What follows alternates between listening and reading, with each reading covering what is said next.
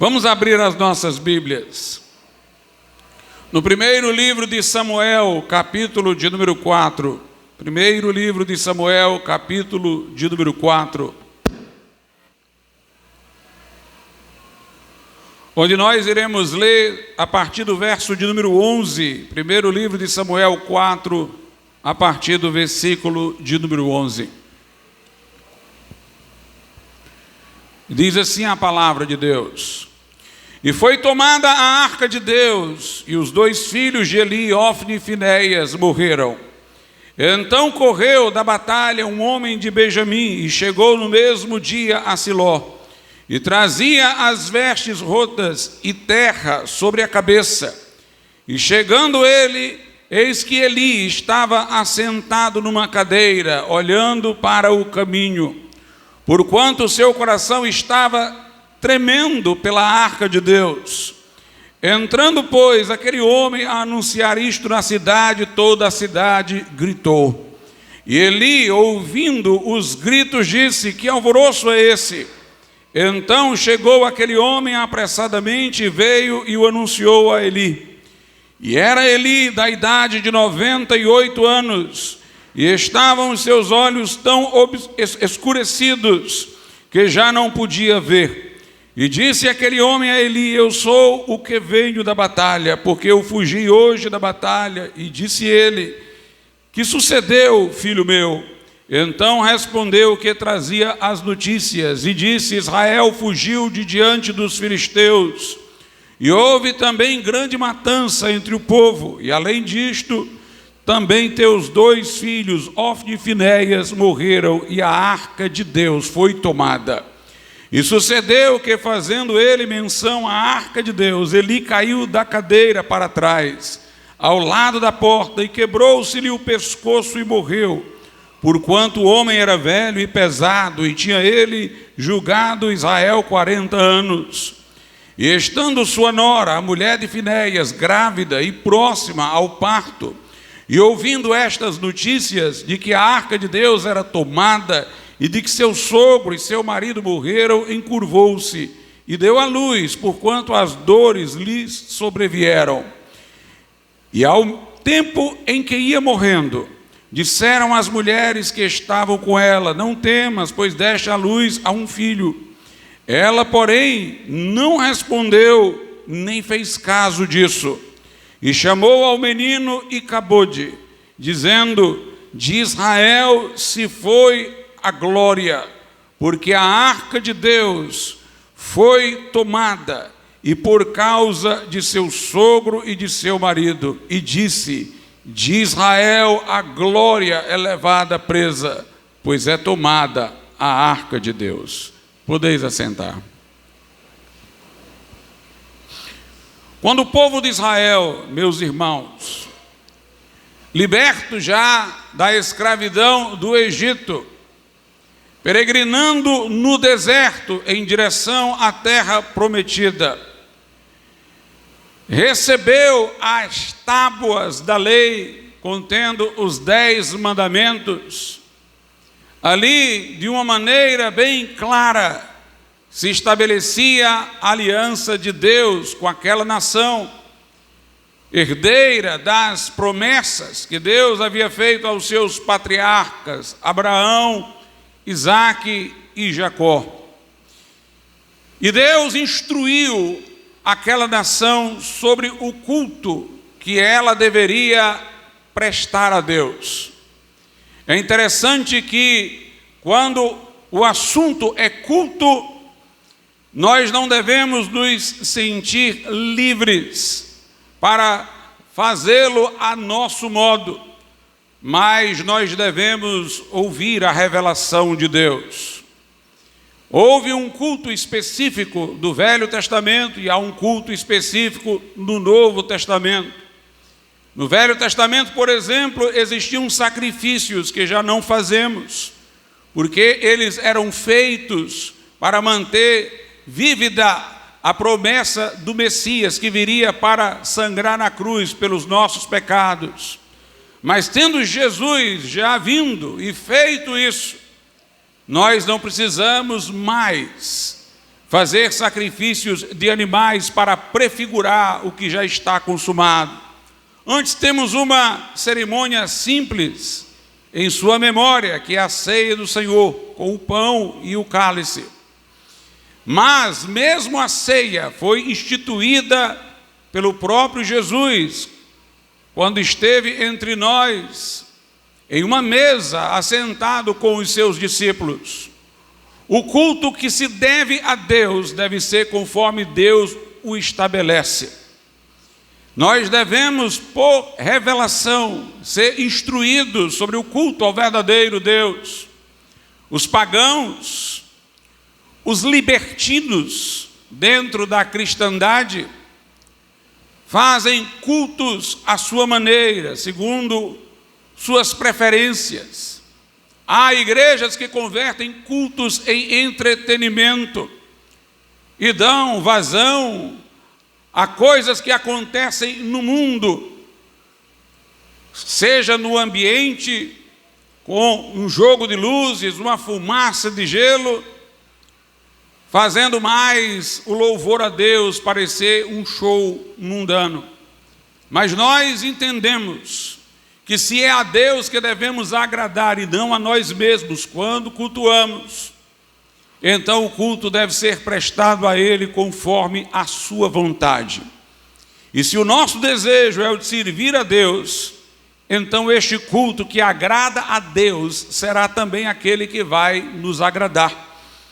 E Deus ordenou a Moisés que fizesse um tabernáculo dividido em 3 partes, e na última, o lugar santíssimo, somente o sumo sacerdote poderia entrar em momento específico do ano, para levar um sacrifício a favor do povo. E nesse lugar mais interior do tabernáculo, da tenda, estava uma arca que Deus mandou fazer. Uma arca é uma caixa de madeira. Dentro desta arca, Deus disse que deveriam estar as tábuas com os mandamentos, outras coisas mais, mas o destaque era para as tábuas, que continham os 10 mandamentos.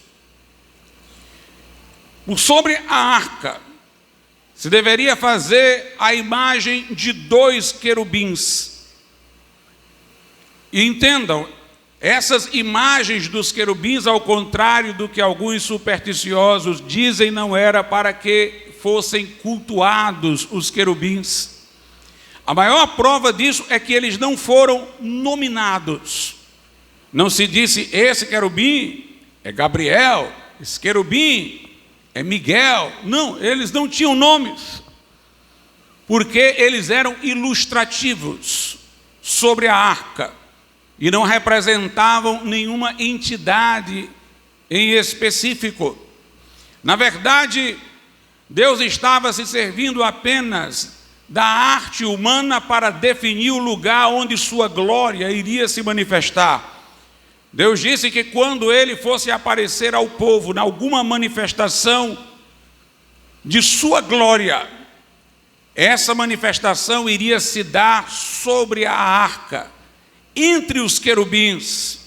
Os querubins então funcionavam como setas, para apontar o lugar onde a glória de Deus se manifestaria. Poderiam ter sido meras setas, mas Deus, que tem amor pela arte, os orientou a fazer querubins, porquanto lá no céu estão inúmeros querubins ao redor das manifestações de Deus. Então, estava ali definido o lugar em que a glória de Deus apareceria, sobre a arca, entre os querubins. Os idólatras do nosso tempo procuram justificar suas imagens esculpidas, perante as quais se curvam, ainda que de Jesus Cristo, dizendo que Deus, ao instruir a feitura da arca, estava de alguma maneira estabelecendo algo visível para o culto. Mas note, irmãos, o culto não era devido à arca, mas à glória de Deus que apareceria sobre a arca, entre os querubins. Os querubins não eram personalizados, não representavam entidade individualizada com nome. A arca, portanto, ela não era o objeto do culto, mas ela significava que Deus se faria presente ao povo enquanto estivesse ela entre o povo. Porque se Deus designara que apareceria, quando fosse o caso, sobre a arca entre os querubins, então se aquele povo displicentemente perdesse aquela arca, destruísse, não teria o lugar designado por Deus para a sua glória se manifestar. Era neste sentido que a arca era associada à presença de Deus, não como uma representação da presença de Deus, mas como a designação do lugar em que Deus manifestaria sua presença em glória, em fulgor, em majestade. Aliás, quando acontecia de a glória de Deus manifestar-se, a arca ficava invisível. Era como a luz do sol, tomando tudo. Sob aquele fulgor de luz, ninguém conseguia ver mais arca, nem querubim, porque todos estavam a presenciar apenas aquela manifestação sensível da glória de Deus. É interessante que uma arca também não pode ser jamais qualquer objeto de culto ou representação disso, porque uma arca é uma caixa. A função de uma arca é ser receptáculo. É como uma gaveta. O significado dela está mais em função do que tem dentro. E o que tinha dentro eram as tábuas da lei. Isso mostra que o Deus bíblico é o Deus que fala. Embora Deus episodicamente manifestou sua presença de alguma forma luminosa, em uma forma de nuvem, de fogo, Deus não tem uma forma específica. Ele é espírito, ele é atemporal, espacial. Mas o Deus da Bíblia faz questão de dizer que ele é o Deus que fala. Enquanto os pagãos procuravam um Deus que se poderia ver, por isso tinham as suas imagens de escultura para culto, o Deus bíblico é o Deus que fala. Ele criou o mundo pela sua palavra, haja luz e houve luz. Ele enviava profetas como porta-vozes da sua palavra. Ele revelou sua vontade a Moisés para que Moisés escrevesse um livro. Ele escreveu de maneira sobrenatural os 10 mandamentos em tábuas. Estavam ali aquelas tábuas. Aquelas tábuas é que eram significativas, era a palavra de Deus. Mas note, também jamais poderiam ser objetos de culto, porque estavam ocultas dentro da arca. A arca não era objeto de culto porque era mera caixa. As tábuas não eram objetos de culto porque não eram visíveis. Se sabia o que estava lá dentro, mas não se via. Não, era o Deus que aparecia sobre a arca, que era cultuado. Mas note, a glória de Deus aparecia sobre a arca que continha as tábuas, a lei, os mandamentos, a palavra de Deus. A glória de Deus está onde se encontra a sua palavra. Por isso os reformadores estavam certos quando diziam que a igreja, onde há a pregação legítima da palavra de Deus, a administração correta dos sacramentos ou ordenanças e o exercício da disciplina, Deus honra a sua palavra. O evangelho é o poder de Deus para a salvação de todo aquele que crê. O Deus da palavra, o Deus que fala, manifestava sua glória sobre a arca que continha o registro dos 10 mandamentos da palavra de Deus para o povo. No princípio, essa arca tinha um uso móvel. Ela tinha argolas nas pontas. Por essas argolas atravessavam varais que iam nos ombros daqueles da tribo sacerdotal, e eles iam levando a arca. Até porque no deserto não havia um templo, havia um tabernáculo, uma tenda. A tenda era montada e desmontada. O povo, quando parava no lugar e acampava, montava aquela tenda do culto, com a arca lá no lugar específico. Quando eles iam peregrinar, caminhar adiante, desmontavam a tenda e a arca ia sendo levada por esses varais, por pessoas designadas para isso. E mais adiante eles faziam um novo acampamento e montavam outra vez o tabernáculo. Isso, meus irmãos, para mostrar que o Deus da Bíblia é o Deus vivo e verdadeiro, é o Deus do movimento. Enquanto os ídolos, as imagens esculpidas dos deuses pagãos ficavam fixas em um templo, embora mais adiante tivesse sido feito o templo de Salomão e a arca ficou lá estabelecida, a arca foi estabelecida inicialmente, conforme a revelação dada a Moisés, para estar associada a uma tenda em movimento, uma tenda que era montada e desmontada, porque o Deus da Bíblia é o Deus que age, é o Deus que se movimenta, é o Deus que opera, é o Deus que faz maravilhas. Os deuses das nações, diz o salmista, têm olhos e não veem, têm boca e não falam, têm ouvido e não ouvem, e não há neles espírito algum. São deuses mortos. Mas o Deus bíblico é o Deus vivo que criou os céus e a terra. É o Deus que se movimenta, é o Deus que abre o mar vermelho e faz cair as muralhas de Jericó. É o Deus que cura Naamã da lepra. É o Deus, irmãos, dos grandes feitos na história que nós lemos na palavra de Deus. É o Deus em movimento e ação. Por isso que os reformadores do século XVI não simpatizavam muito com as definições metafísicas que os escolásticos, os teólogos católicos davam de Deus a partir de Aristóteles. Não que em certo sentido o dito não fosse verdadeiro, mas não era para eles uma definição atraente, porque eles diziam, os escolásticos, que Deus era um motor não movido, ele movia todas as coisas, mas ele não se movimenta. Na verdade, meus irmãos, em certo sentido podemos dizer isso, mas não é a definição filosófica que aquece o nosso coração, é a definição bíblica.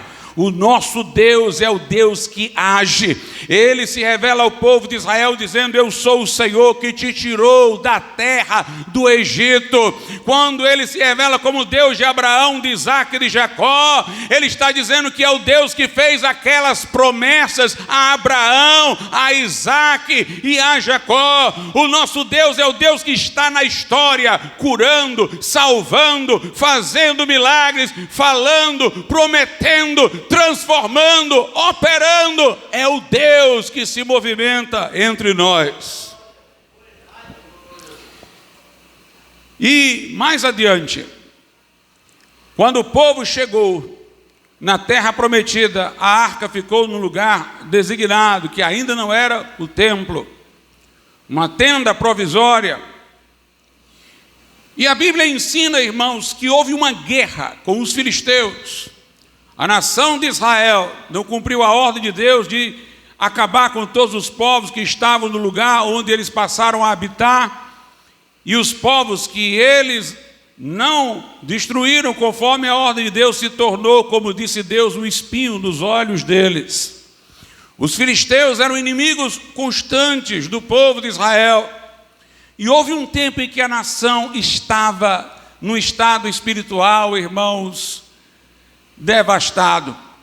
Eli era o sacerdote, era um homem temente a Deus, fiel, mas um homem frouxo, que não confrontava os seus filhos, que oficiavam no culto, mas o faziam de maneira sacrílega, de maneira errada, que estavam apenas se locupletando sob o pretexto de estarem sendo instrumentos do culto a Deus. Eli os repreendia, mas com fraqueza, e não tomava medidas fortes. A Bíblia diz que naquele tempo não havia visão em Israel, não havia profeta. Era um tempo realmente de frieza espiritual, e Deus levantou Samuel, que foi instruído por Eli. O que Eli não pôde transmitir aos seus filhos, conseguiu a Samuel, e foi Samuel, ainda criança, que ouviu a voz de Deus para dizer a Eli o juízo que lhe sobreviria por não ter agido com firmeza em relação aos seus filhos. E meus irmãos, era iminente a queda de Israel diante dos filisteus, porque o povo não tinha a aprovação de Deus, o povo não estava andando conforme a vontade de Deus. E a Bíblia Sagrada diz que esse dia chegou. Os filisteus venceram Israel em batalha. Os filhos de Eli foram mortos. E a arca de Deus foi levada pelos filisteus. E é este o episódio que lemos, quando as notícias chegam a Eli. Ele se sente tão atribulado, diz que ele já estava tremendo com medo de a arca ser levada. Ele se sente tão atribulado que ele cai da cadeira para trás.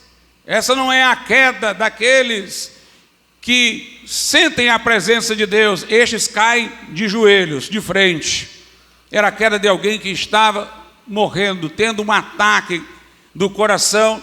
Quando ele caiu para trás, bateu a cabeça, quebrou o pescoço e morreu, quando ele tomou o conhecimento de que a arca fora levada.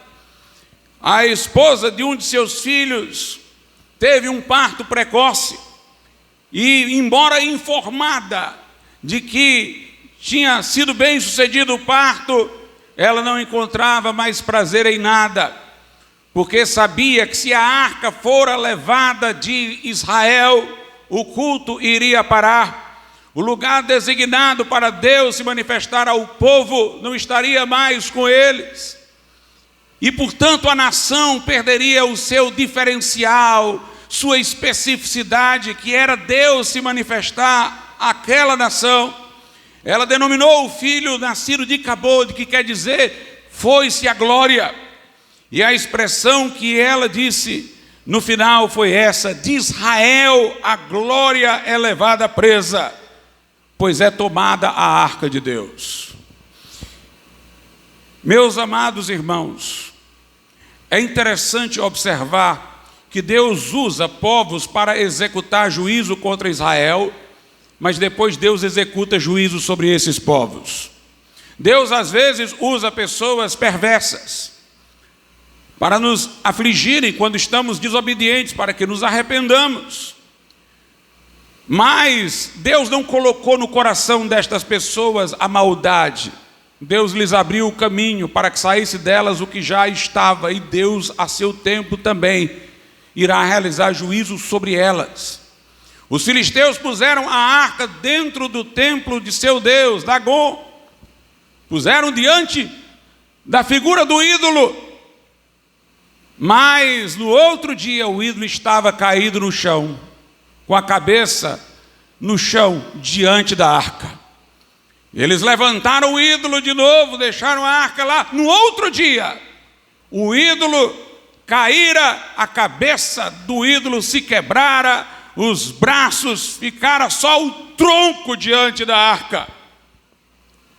E a Bíblia diz que houve uma praga naquelas pessoas. Elas começaram a ter hemorroidas, todos eles, e agonizarem com isso. Foram mandando para vários lugares a arca, para ver se não acontecia, mas ia acontecendo novamente o mesmo flagelo, até que os filisteus chamaram lá os seus adivinhos, sacerdotes, e perguntaram: o que é que a gente faz? E eles disseram: se livre dessa arca, mande lá a arca para Bet-Semes.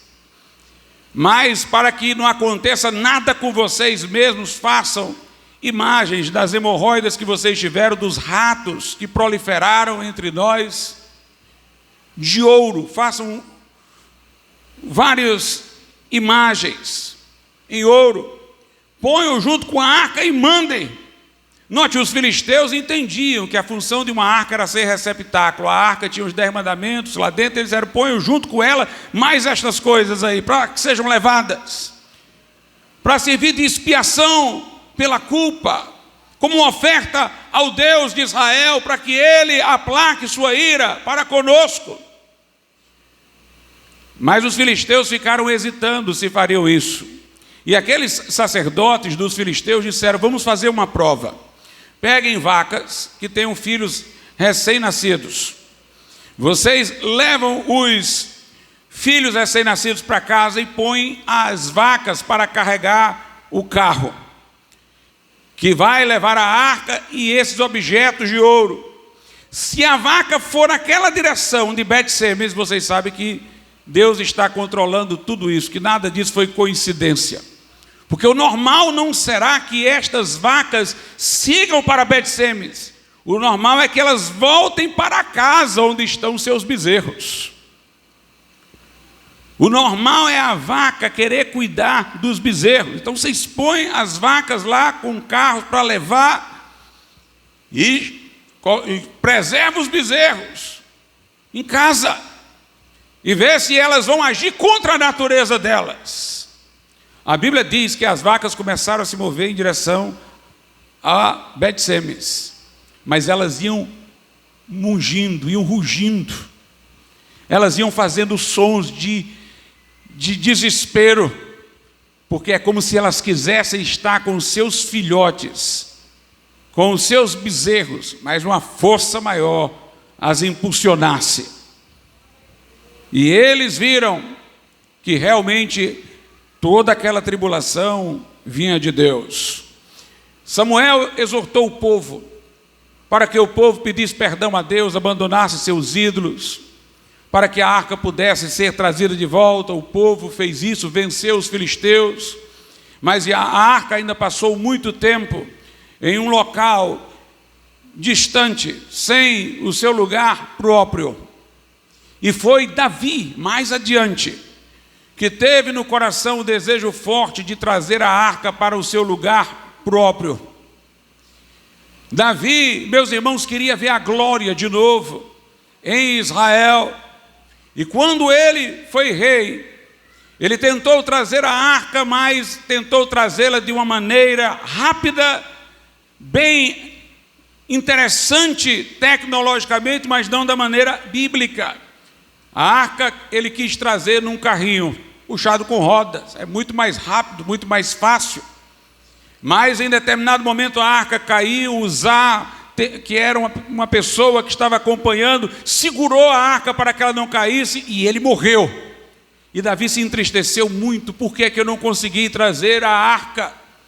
E então ele consultou o livro da lei, para lembrar que a arca deveria ser trazida por varais que passavam por suas argolas e nos ombros dos ministros do templo. E quando ele fez de acordo com a palavra, a arca foi trazida adequadamente, porque a glória de Deus está onde está a sua palavra. A glória de Deus está onde está a sua palavra. Quando a arca chegou, irmãos, houve uma festa, um grande despertamento. O povo tocava instrumentos, glorificava a Deus. Davi saiu saltando, pulando. Sua esposa ficou envergonhada do entusiasmo que ele expressou, dizendo: tu és o rei, como é que sai desse jeito? Pulando aí, dançando. Ele disse: fiz isso com todas as minhas forças perante o Senhor e ainda farei. E a glória foi restabelecida em Israel. Para a glória ter sido restabelecida, teve que haver arrependimento, teve que haver um caminho paciente. O povo se arrependeu, venceu os filisteus, mas ainda não conseguiu trazer a arca. Foi muito mais adiante com Davi. E quando ele se ajustou à palavra, que ele conseguiu trazer a arca de volta, o culto de volta, o lugar da manifestação da glória de Deus de volta. Davi intentou construir um templo para pôr a arca. Não o fez, mas fez Salomão, seu filho. E Salomão, irmãos, consagrou o templo ao Senhor. E a glória de Deus se manifestou neste templo. De uma maneira especial, eu gostaria de ler lá em segundo livro de Crônicas, no capítulo de número 5, diz assim no verso de número 1: assim se acabou toda a obra que Salomão fez para a casa do Senhor. Então trouxe Salomão as coisas que seu pai Davi havia consagrado, a prata, o ouro e todos os objetos, e pô-los entre os tesouros da casa de Deus. No verso 10 diz: na arca não havia coisa alguma, senão as 2 tábuas, a palavra, que Moisés tinha posto em Horebe, quando o Senhor fez aliança com os filhos de Israel, saindo eles do Egito. Verso 12: e os levitas que eram cantores, todos eles, de Asaf, de Emã, de Jedutum, de seus filhos e de seus irmãos, vestidos de linho fino, com símbolos, com saltérios e com harpas, estavam em pé para o oriente do altar, e com eles até 120 sacerdotes que tocavam as trombetas. Grave esse número: 120 sacerdotes é o número dos que estavam no dia de Pentecostes. E aconteceu que quando eles uniformemente tocavam as trombetas e cantavam para fazerem ouvir uma só voz, bendizendo e louvando ao Senhor, e levantando eles a voz com trombetas, símbolos e outros instrumentos musicais, e louvando ao Senhor, dizendo: porque Ele é bom, porque a sua benignidade dura para sempre. Então a casa se encheu de uma nuvem, a glória de Deus, a saber, a casa do Senhor. E os sacerdotes não podiam permanecer em pé para ministrar por causa da nuvem, porque a glória do Senhor encheu a casa de Deus.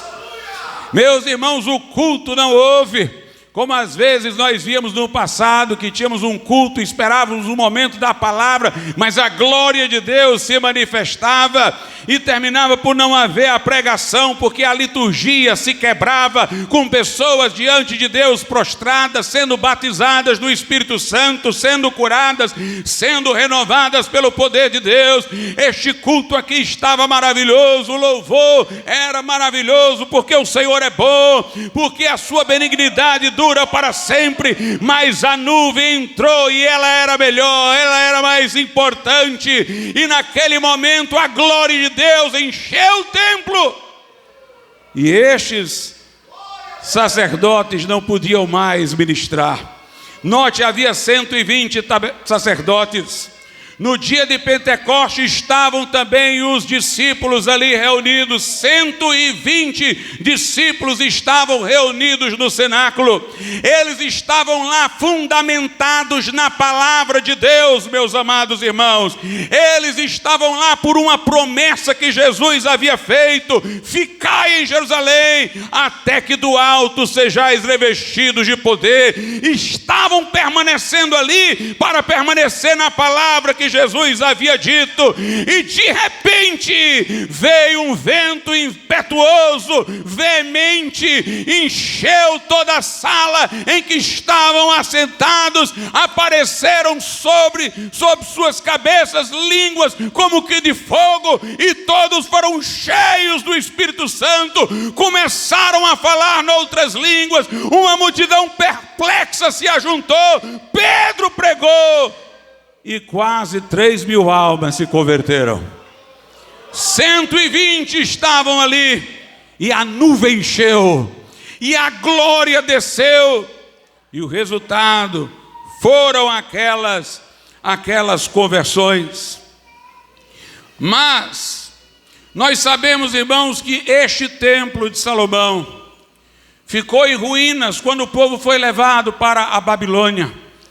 E mais uma vez isto aconteceu muito tempo depois de Salomão, pela desobediência constante e transgressão do povo.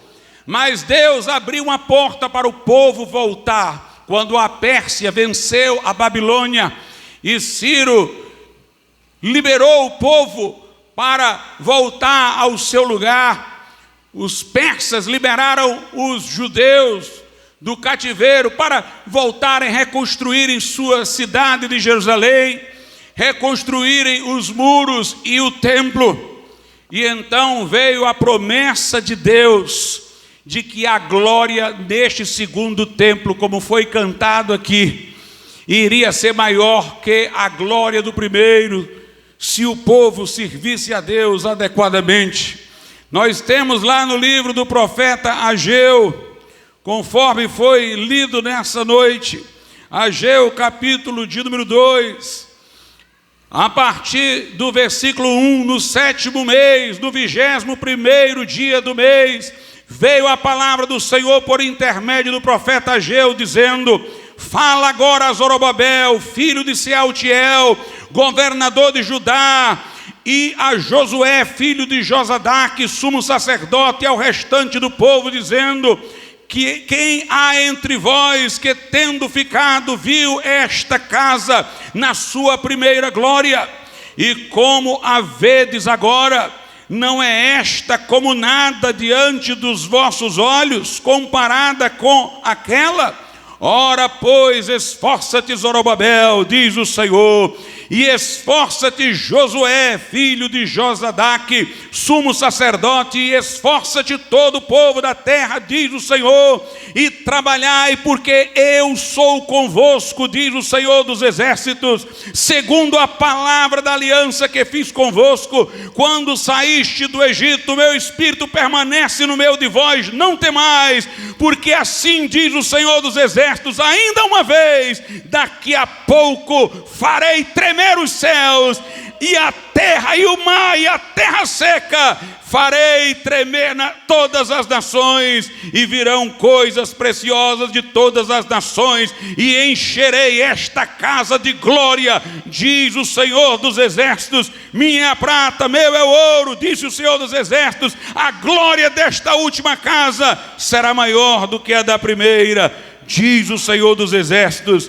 e neste lugar darei a paz, diz o Senhor dos exércitos. Alguém já disse que na profecia de Joel, citada por Pedro no dia de Pentecoste, tem uma sinalização de avivamentos contínuos, porque lá é dito: os velhos sonharão sonhos e os jovens terão visões. Nós podemos colocar dessa maneira um avivamento experimentado por esses velhos quando eles eram jovens, está passando, mas eles estão sonhando com avivamento de novo, e os jovens estão vendo diante de si a possibilidade de que aconteça outra vez, um poderoso avivamento. Meus amados irmãos, nossa oração deve ser como a oração de Moisés. Veja o que a Bíblia Sagrada diz lá em Êxodo, no livro de Êxodo, no capítulo de número 33, diz assim a Bíblia, versos 12 e 13, primeiramente: e Moisés disse ao Senhor: eis que tu me dizes, fazes subir este povo, porém não me fazes saber a quem hás de enviar comigo. E tu disseste: conheço-te por teu nome, também achaste graça aos meus olhos. Agora, pois, se tenho achado graça aos teus olhos, rogo-te que me faças saber o teu caminho, e conhecer-te-ei, para que ache graça aos teus olhos, e considera que esta nação é teu povo. Note, Moisés quer a presença de Deus acompanhando o povo na caminhada, e ele diz: se eu tenho achado graça aos teus olhos, mostra-me os teus caminhos. Meus amados irmãos, lá no Salmo 103, a Bíblia diz: Deus mostrou os seus feitos a Israel e os seus caminhos a Moisés. Moisés experimentou muito mais de Deus, porque a nação só presenciou feitos, mas Moisés conheceu os caminhos de Deus. Nós devemos, para a glória voltar, não ficar fascinado por feitos. Os feitos, as ações de Deus virão como consequência, mas nós não devemos estar procurando simplesmente os sinais. Nós devemos estar procurando a presença de Deus, a vontade de Deus, os caminhos de Deus. E veja a oração de Moisés no versículo 18. Então ele disse: rogo-te que me mostres a tua glória. Talvez alguém pense, Moisés queria ver aqui uma coisa esplendorosa. Não, nós já vimos que Moisés nem pediu pelos feitos, pediu pelos caminhos.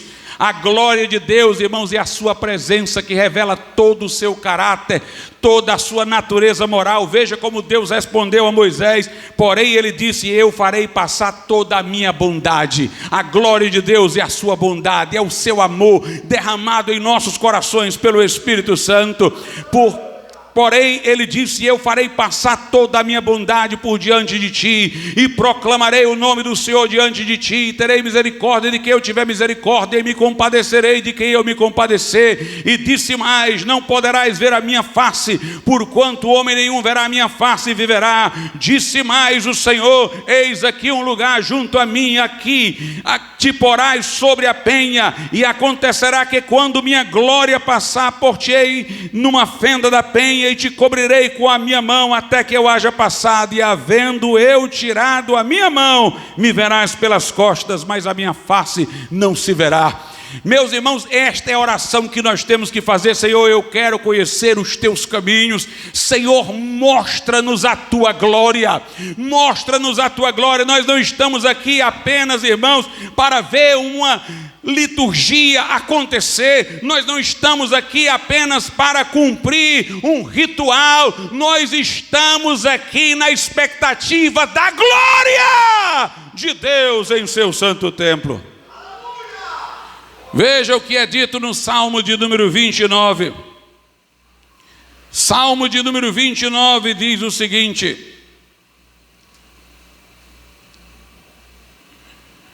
dai ao Senhor, ó filhos dos poderosos, dai ao Senhor glória e força, dai ao Senhor a glória devida ao seu nome, adorai o Senhor na beleza da santidade. A voz do Senhor ouve-se sobre as suas águas.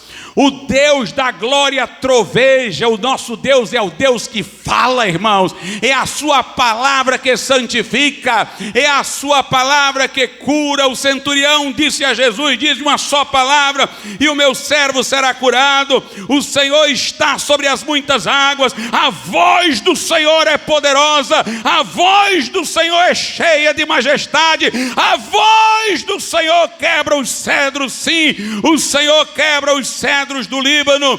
Ele os faz saltar como bezerro ao Líbano, e Sirion como filhotes de bois selvagens. A voz do Senhor separa as labaredas de fogo. A voz do Senhor faz tremer o deserto. O Senhor faz tremer o deserto de Cádiz. A voz do Senhor faz parir as servas e descobre as florestas. E no seu templo cada um fala da sua glória. E no seu templo cada um fala da sua glória. O Senhor se assentou sobre o dilúvio. O Senhor se assenta como rei perpetuamente.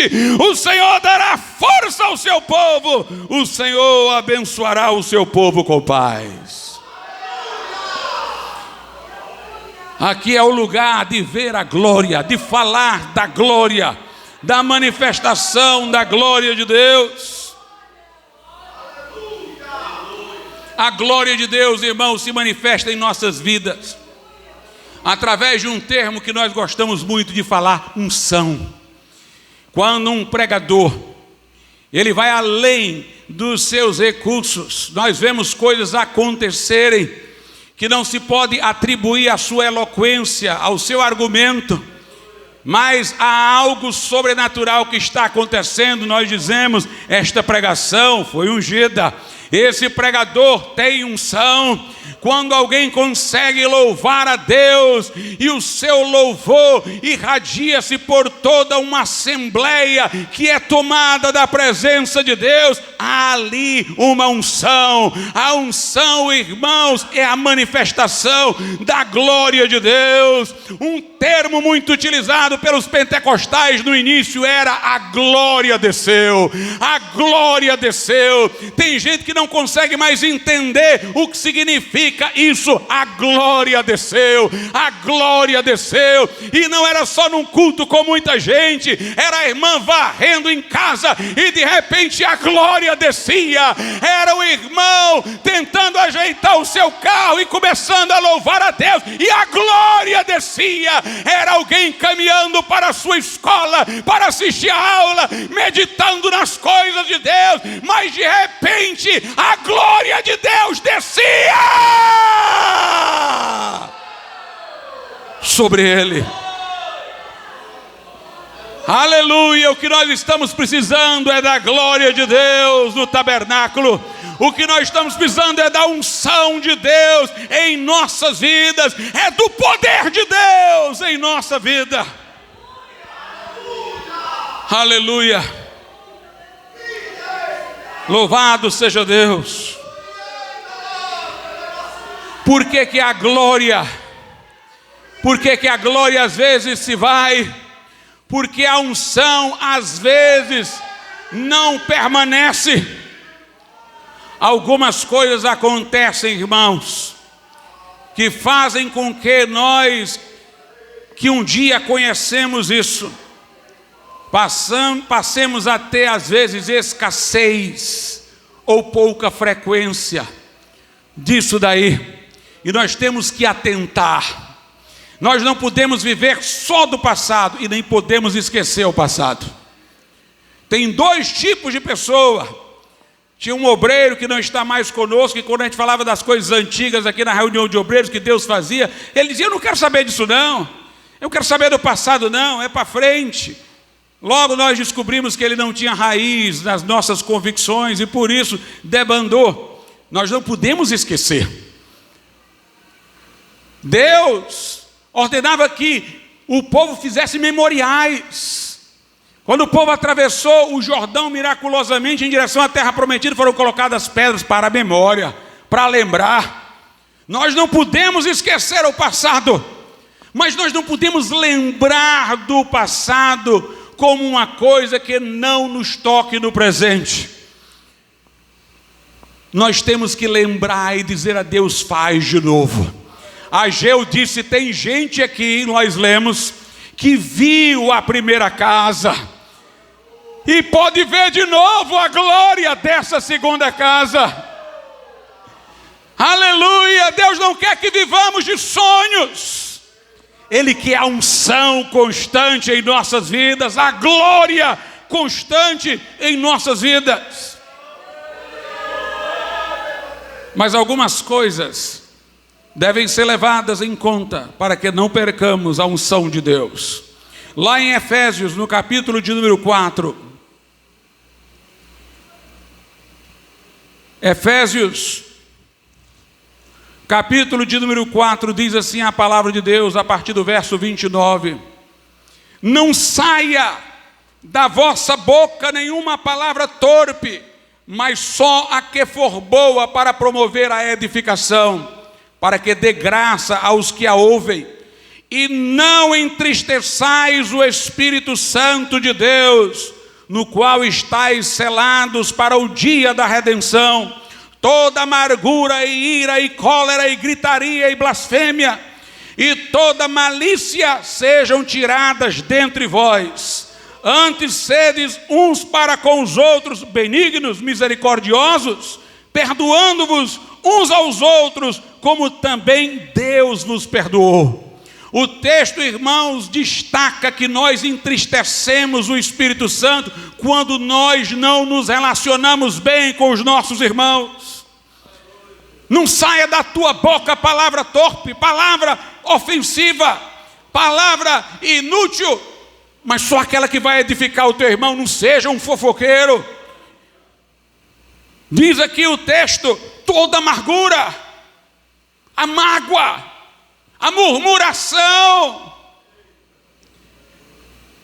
e ira, e cólera, e gritaria, e blasfêmia, e malícia sejam tiradas dentre vós. Antes sede uns para com os outros benignos, misericordiosos, perdoando-vos uns aos outros, como também Deus vos perdoou em Cristo. Não haverá unção para as nossas vidas, Não haverá unção, glória na igreja, irmãos, se eu não me relacionar bem com meu irmão, se eu estou contra o meu irmão, se eu não falo com o meu irmão, se eu tenho mágoa do meu irmão, nós vamos entristecer o Espírito Santo. Ele vai se recolher.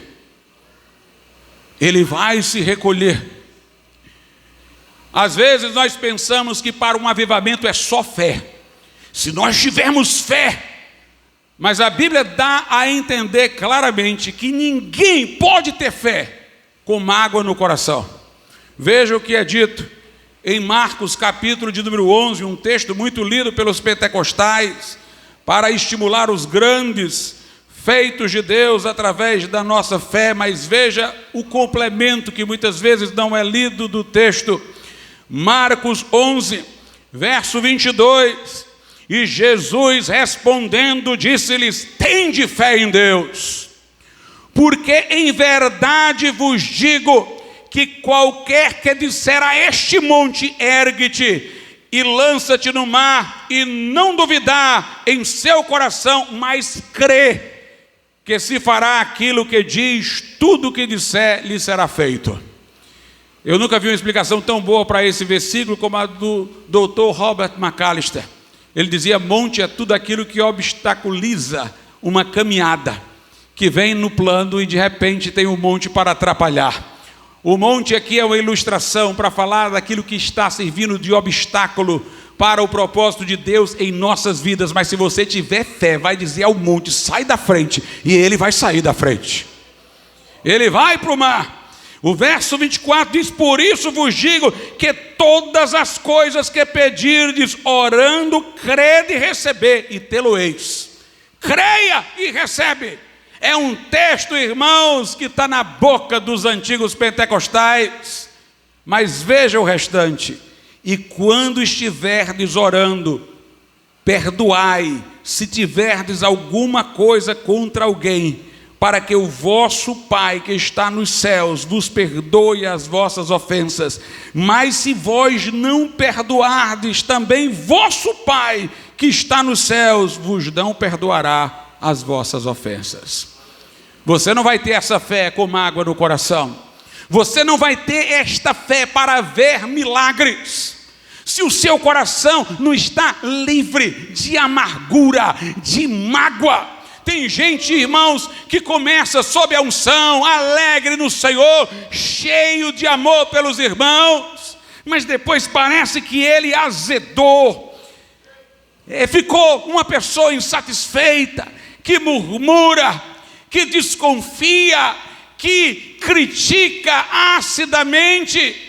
Um coração que parou de perdoar não é um coração que pode crer no Deus que faz tudo muito mais abundantemente além daquilo que pedimos ou pensamos. Nós não podemos entristecer o Espírito Santo, que é santo. Temos que aborrecer o pecado. Primeiro aos Tessalonicenses também fala de outra coisa. Primeiro aos Tessalonicenses, capítulo de número 5, versículo 19: não extingais o Espírito, não apagueis. Cuidado, crente, porque tem uns crentes aí que acham que estão ficando mais maduros e com mais sabedoria, mas estão ficando mais frios espiritualmente. E não dão lugar à liberdade do Espírito, porque acham que isso é imaturidade, estão apagando o fogo do Espírito. Não extingais o Espírito, não desprezeis as profecias, examinai tudo, retende o bem, abstende-vos de toda aparência do mal e tenha santidade. Olha o versículo 23 e depois o 24: e o mesmo Deus de paz vos santifique em tudo, e todo o vosso espírito e alma e corpo sejam plenamente conservados, irrepreensíveis, para a vinda de nosso Senhor Jesus Cristo. Fiel é o que vos chama, o qual também o fará. O Espírito Santo não deve ser apagado, não deve ser entristecido e não deve ser enciumado.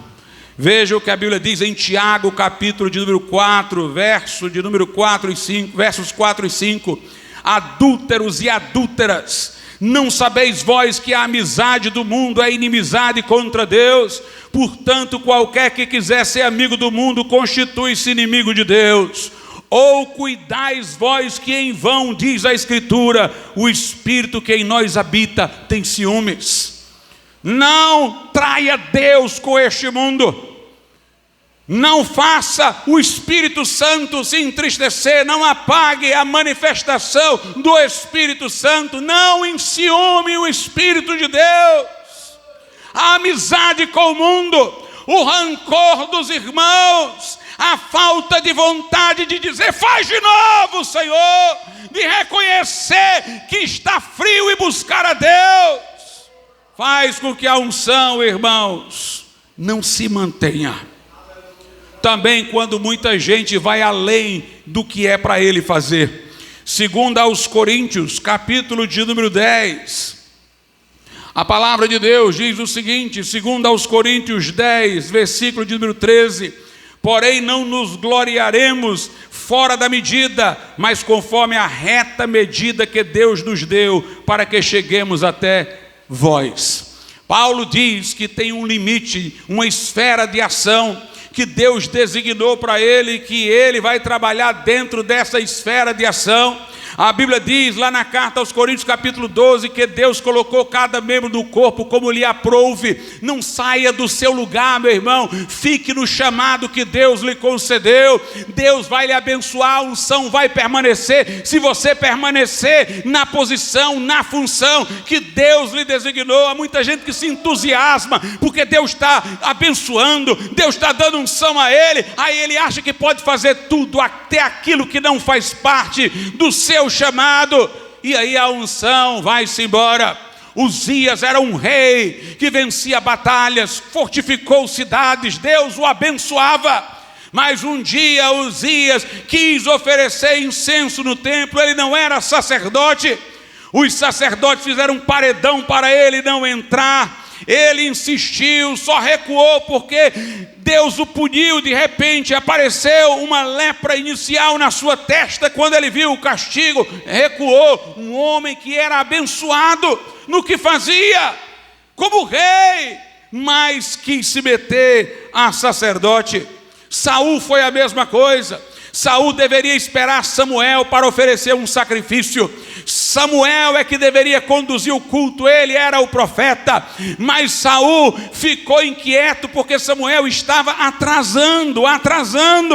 E de repente o povo estava indo embora. E Saul queria espectadores, queria audiência. Então ele se precipitou, ofereceu os sacrifícios a Deus. E Samuel, quando chegou, reprovou e disse: se tu tivesses obedecido, o reino era para ti e para a tua família perpetuamente, mas porque transgrediste, Deus já escolheu outro, Deus já tem outro para pôr no teu lugar, que era Davi.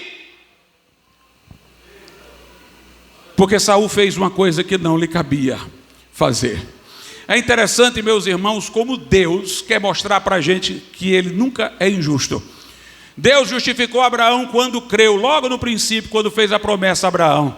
Mas nenhum de nós entrou no coração de Abraão para ver a fé de Abraão que Deus estava vendo. Então Deus pôs à prova Abraão para que depois de seu filho nascido, ele fosse sacrificar o seu próprio filho. Não porque Deus precisava daquele teste, mas nós precisamos. Nós é que precisávamos ver que aquele a quem Deus reconheceu como seu amigo, de fato, era amigo de Deus. E aí Deus deu um mandamento para ele fazer algo que o próprio Deus interrompeu para nós podermos enxergar o quanto ele realmente tinha fé. A mesma coisa Saul. Depois que Samuel diz isso, Saul, teu reino foi rasgado, não é mais teu, ele ainda parece dar uma chance a Saul. Vai lá, destrói os amalequitas, todos os rebanhos dele, vai lá que Deus é contigo. Saul vai e não mata os animais. Ele diz que é para fazer culto a Deus, mas não, é porque ele queria os despojos da batalha. E este segundo caso faz você ter convicção do primeiro. Quando a gente está lendo o primeiro, a gente fica, será que Deus não foi duro demais com Saul? Só porque ele se precipitou, ele queria o culto na hora, Samuel não tinha chegado, então Samuel dá uma segunda ordem, que Deus sabia que Saul ia desobedecer, para que nós pudéssemos ver que aquele homem estava se tornando caprichoso, e perdeu a posição, e perdeu a bênção de Deus na sua vida. A outra coisa que nós precisamos saber é algo que não tem a ver com a nossa obediência ou desobediência, no sentido de obediência e desobediência aos mandamentos de Deus, tem a ver com a sua soberania. Deus é soberano, meus irmãos. Deus é soberano. A Bíblia diz lá em João 3 que o vento sopra onde quer, e o vento de que ele fala é o Espírito Santo.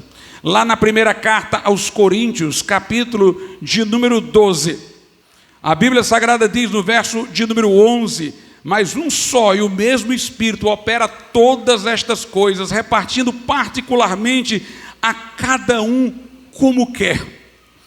Sabe o que é que às vezes acontece? É que nós queremos engessar o modo de Deus agir. E Deus é livre. Ele sempre age da forma que quer, e nós queremos transformar uma forma que Deus agiu numa técnica permanente. Mas Deus não se deixa encaixotar pelo homem. Deus é livre. Jesus curava um cego dizendo vê, e ele via. O outro cego, Jesus cuspia no chão, fazia lodo, colocava nos olhos dele, mandava ele se lavar num tanque, ele era curado. O outro cego, Jesus ungia uma vez, ele via como árvore ungia, a segunda vez ele via claramente. Jesus curava um paralítico, dando a ordem para ele se levantar, mas a outro primeiro ele perdoava os pecados. Jesus sempre fazia diferente, para que ninguém se apegasse a um método, a uma técnica, porque Deus é livre e Ele faz como quer. Os que vinham a Ele curava, mas o enfermo lá do tanque de Betesda, foi Ele que foi até o enfermo. Muitos tocaram no seu manto e não foram curados, mas a mulher com fluxo de sangue tocou e foi curada, porque Deus faz como quer. E nós temos que ter sensibilidade e comunhão com Deus para saber qual é o próximo passo de Deus. Não é engessar, vai ser assim, vai ser dessa forma, dentro da nossa previsibilidade, dentro do nosso controle. Não, Deus está se movendo, Deus está agindo, e nós temos que ver como Ele está agindo. Na reforma protestante, Deus quis abençoar teólogos para esclarecer a igreja. Na reforma protestante, meus irmãos, a doutrina que desencadeou o avivamento foi a justificação pela fé, numa época de superstição, de busca de salvação pelas obras. Mas quando foi no século XVIII, Deus queria pegar protestantes nominais que conheciam essas doutrinas, mas não vivenciavam, para que tivessem a experiência e não apenas o conhecimento intelectual. O avivamento do século XVIII, a ênfase não recaiu sobre a justificação pela fé, recaiu principalmente, embora a justificação pela fé tenha sido pregada, mas recaiu principalmente no novo nascimento, na santificação, nas manifestações de Deus nos nossos afetos, como pregou Jonathan Edwards durante o avivamento do século XVIII. Nós não vimos um despertar dentro das universidades teológicas, dentro das catedrais, mas no meio das ruas, nos penhascos, nas florestas, porque Deus quis operar desta forma. E quem quisesse ficar vinculado àquela forma anterior, não acompanharia o que Deus estava fazendo agora. Meus irmãos, Deus operou pelo exército da salvação de uma forma muito gloriosa.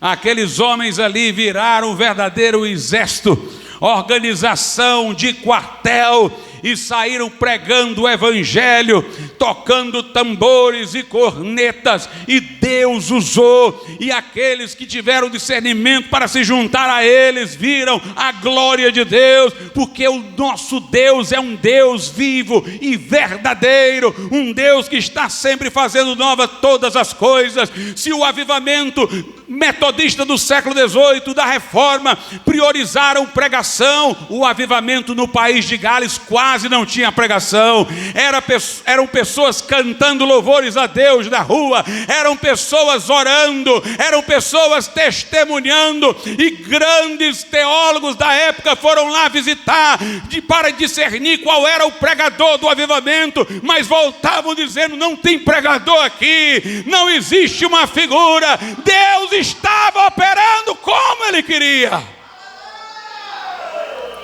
O avivamento pentecostal não foi igual ao avivamento do País de Gales. O avivamento do País de Gales não foi igual ao avivamento do século XVIII, não foi igual ao da Reforma. As doutrinas eram a mesma, as ênfases eram diferentes. Tinha a ênfase específica que iria naquele momento despertar as pessoas do sono. Tinha a maneira de agir específica. Nós temos que acompanhar a soberania de Deus. Aleluia. E aqui eu tenho uma passagem para ler. Êxodo capítulo de número 40. Me aguentem mais um pouco, irmãos. Êxodo capítulo de número 40, a partir do verso de número 34. Então a nuvem cobriu a tenda da congregação, e a glória do Senhor encheu o tabernáculo, de maneira que Moisés não podia entrar na tenda da congregação, porquanto a nuvem permanecia sobre ela, e a glória do Senhor enchia o tabernáculo. Quando, pois, a nuvem se levantava de sobre o tabernáculo, então os filhos de Israel caminhavam em todas as suas jornadas. Se a nuvem, porém, não se levantava, não caminhavam até o dia em que ela se levantasse. Porquanto a nuvem do Senhor estava de dia sobre o tabernáculo, e o fogo estava de noite sobre ele, perante os olhos de toda a casa de Israel, em todas as suas jornadas. Note, a glória do Senhor encheu o tabernáculo, nem Moisés conseguia entrar, mas a Bíblia diz: enquanto a glória de Deus estava no tabernáculo, o povo permanecia naquele local.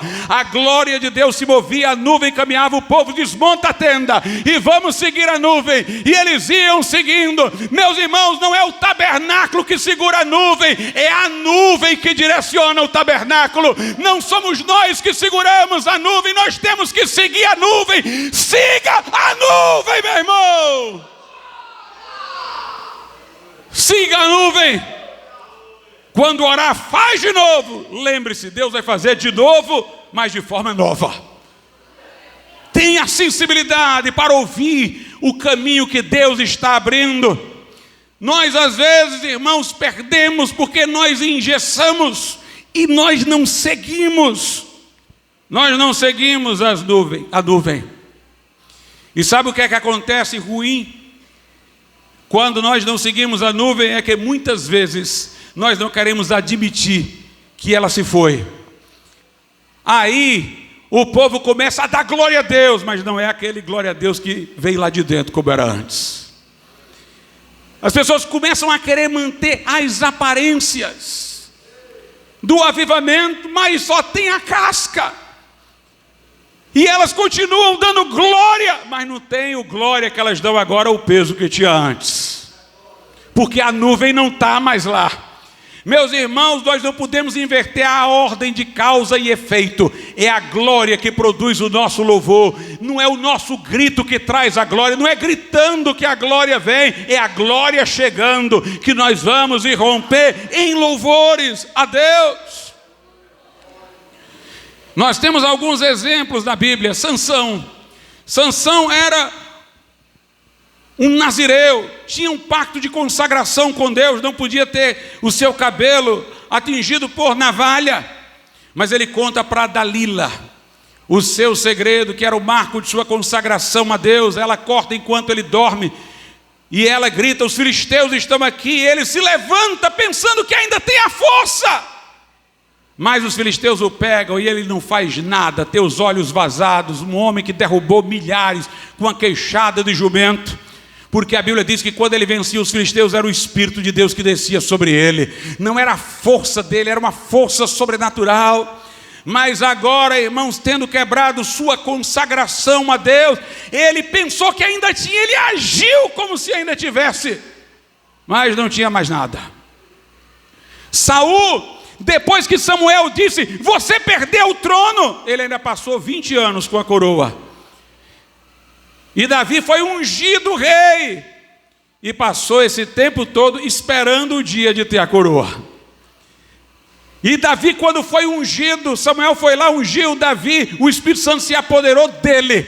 Mas ele não ocupou o trono ainda, só mais adiante. Aí você tinha um com a coroa e sem a unção, e um com a unção e sem a coroa.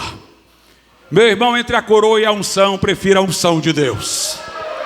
Saul continuou com o palácio, continuava no mundo das aparências. Samuel disse que ele havia perdido o reino, havia perdido, portanto, o chamado, mas o povo não sabia, ele mantinha as aparências, isso estava em segredo entre ele e Samuel, mas ele não conseguia mais nada. E o Davi lá sem coroa, fazia o gigante cair por terra, rasgava a boca do leão e glorificava a Deus, até chegar a coroa.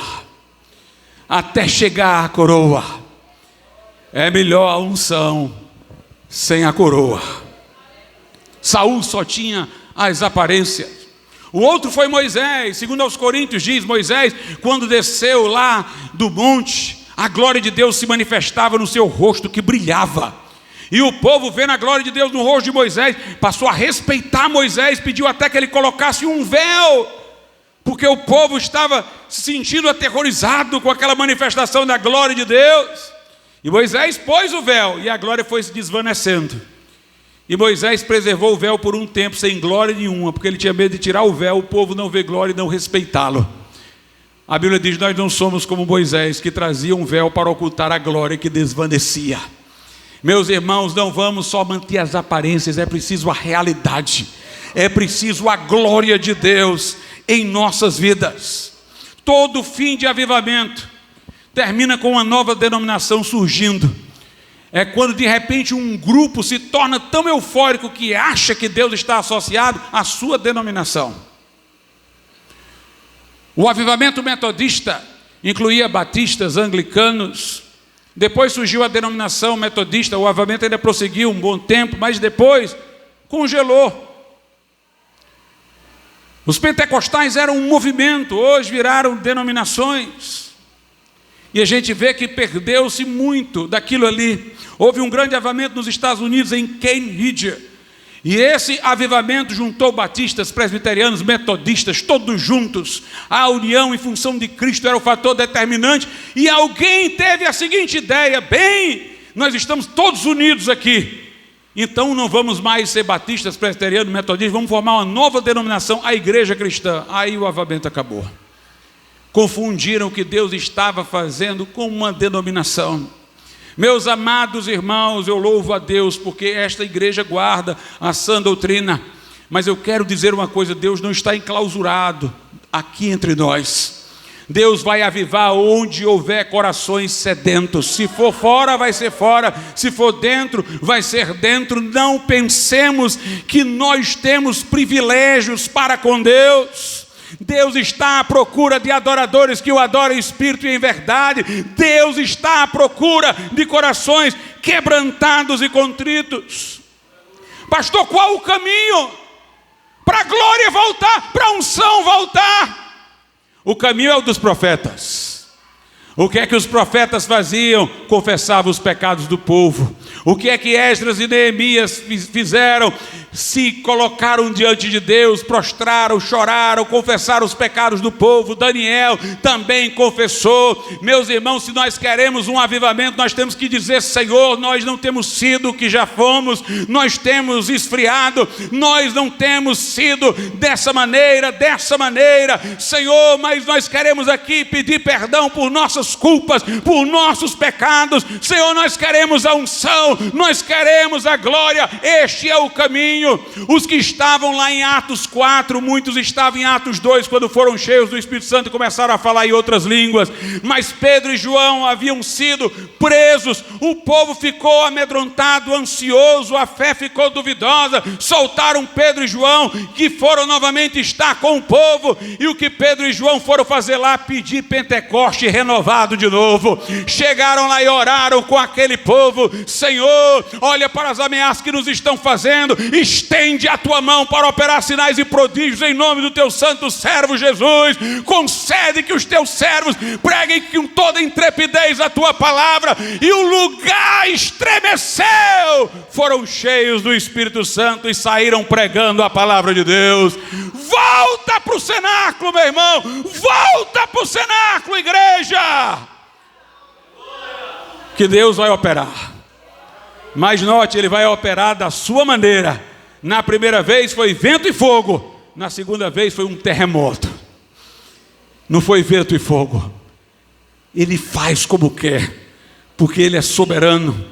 O nosso Deus é soberano e faz como Ele quer. Tem gente, irmãos, que está vivendo uma vida cristã hoje sem alegria, pesada, rangendo a vida cristã. Está faltando óleo aí, está tudo enferrujado. É um peso, pois a unção de Deus quebra o jugo. Lá no livro do profeta Isaías, eu estou terminando. Lá no livro do profeta Isaías, no capítulo de número 10, a Bíblia diz assim no versículo de número 27: e acontecerá naquele dia que a sua carga será tirada do teu ombro e o seu jugo do teu pescoço, e o jugo será despedaçado por causa da unção. Este peso, meu irmão, vai sair quando a unção chegar. Aleluia! O crente, meu irmão, quando a unção chega, ele pode estar doente e ele prega até meia-noite. Ele pode estar cansado, mas de repente vem forças. Ele pode estar perseguido, mas até a tristeza salta de alegria, porque a unção quebra o jugo. Mais o último versículo para terminar. Salmo de número 92, 10. Porém, tu exaltarás o meu poder como do boi selvagem. Serei ungido com óleo fresco. Óleo fresco é o óleo novo, não é o óleo antigo não. Deus quer te ungir com óleo fresco, novo, e te dá o poder do boi selvagem. Aleluia! Dá o poder do boi selvagem, uma unção nova, uma unção renovada. Meus irmãos, Deus não mudou. Deus não mudou. Eu vou ficar aqui envelhecendo e gritando. Vamos voltar ao Deus, o Deus poderoso, o Deus da Bíblia. Vamos ver de novo os grandes feitos de Deus, porque Ele é o mesmo. E Ele ainda diz: agindo eu, quem impedirá? Vamos ficar de pé.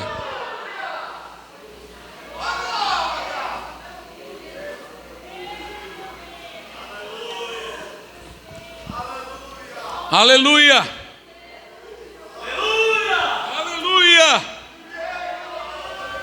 O Espírito de Deus está aqui, irmão Fabiano, operando em nossos corações.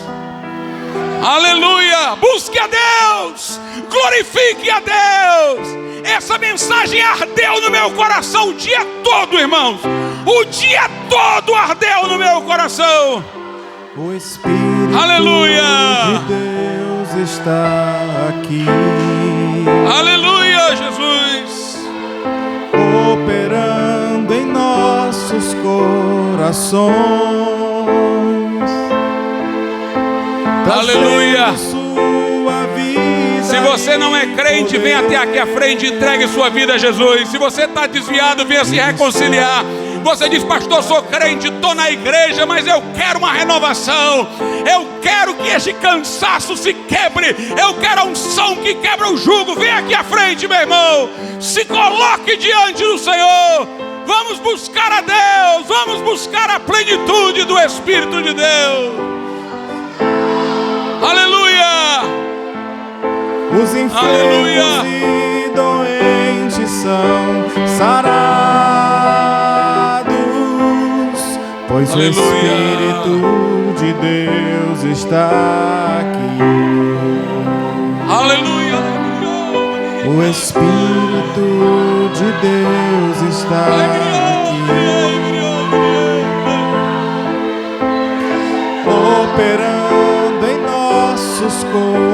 nações. Aleluia! Trazendo sua vida e poder, ministrando sua graça e amor. Os feridos de alma são curados. Aleluia! Os cativos. Se você ainda não é crente, quer entregar a vida ao Senhor Jesus, vem à frente também. Os enfermos. Tome uma decisão. Sarados, pois o Espírito de Deus está aqui. Soberano Deus e nosso Pai, nós te louvamos, Senhor, porque sim, tu estás aqui. Porque o Senhor está onde sua palavra está. O Senhor honra a sua palavra. Ó Pai, nós queremos ver a glória no templo. Nós queremos seguir a nuvem. Nós queremos, ó Pai, ter o discernimento do Senhor. Nós queremos conhecer os teus caminhos, ó Deus. Traz uma renovação espiritual.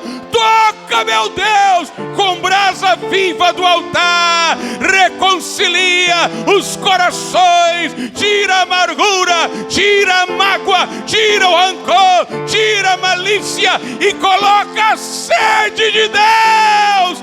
Sede de um mover do teu Espírito Santo. Ó Deus, que o fogo possa arder no altar e não se apagar. Dirige-nos, ó Pai, dirige-nos, meu Deus. Faz uma obra nova, uma obra poderosa, meu Deus, onde vidas sejam salvas, enfermos curados, crentes batizados do Espírito Santo. Ó Pai, dons espirituais distribuídos, pecados confessados, corações quebrantados e contritos, ó Pai, um povo com sede de Deus, um povo que glorifica a Deus, um povo que busca a Deus. Faz esta obra, meu Deus. Faz esta obra. Em nome de Jesus, nós te louvamos por este culto, nós te agradecemos. Sê com o irmão Ayrton, meu Deus, lhe restabelece de modo pleno a saúde. Sê com a irmã Claudelice curando, sê, meu Deus, com a mãe da irmã Amanda curando, com o Samuel. Ó Pai, cura os enfermos, ó Deus, manifesta o teu poder. Também todos aqueles que aqui vieram. Que esta palavra, meu Deus, aqueça os corações e desperte para mudanças. Nós te pedimos todas estas coisas gratos, em nome do Senhor Jesus. E que a graça de nosso Senhor Jesus Cristo, o amor de Deus, a comunhão do Espírito Santo seja com todos.